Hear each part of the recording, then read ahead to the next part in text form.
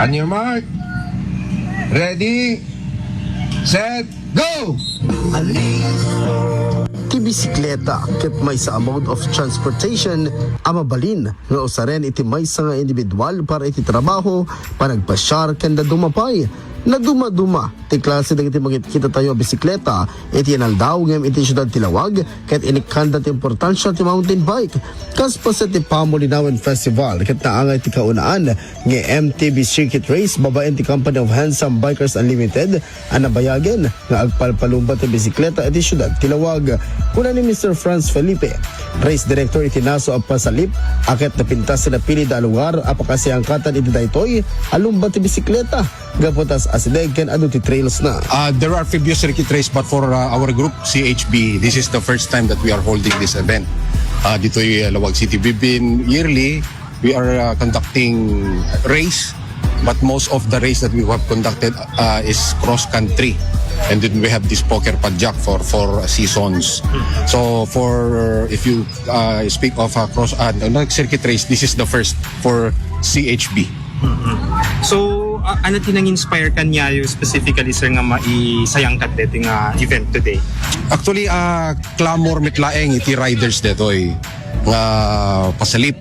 That the racetrack that we have here now is very appropriate for the event. So nakita aminen di iti kasapulan tayo iti mesa nga challenges and obstacle race is all here within Lawag City. And we took it upon ourselves also nga padasin tayo mamet kunami iti grupo mi nag-inumuan mi from our president and to the rest 65 strong member of the CHB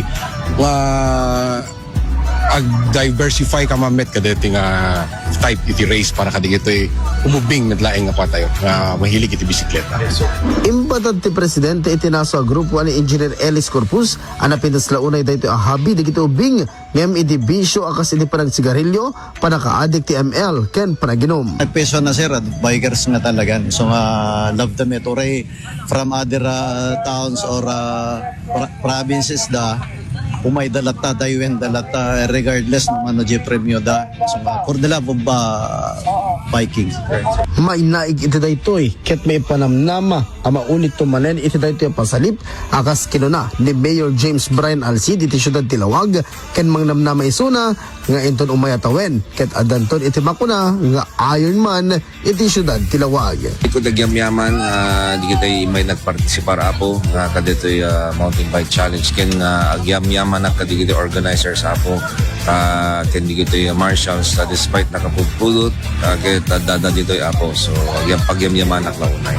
Dahil personally mayor mahilig kayo with the panagbisiklet. Hindi ka ubing tayo abo that was 15 years ago. So syempre busy tayo nga minen iti naduma-duma nga trabaho ken negosyo so nagsardayang idikwa so no iwar ko di mountain bike ko data katawan dak ti ubing at dito pala kadaanan iti bisikleta kapo so nga I will try nga isubli dati yung napintas nga hobby apo kana exercise. About dilain mayor are we expecting balin dito nga regular nga party di fiesta tayo?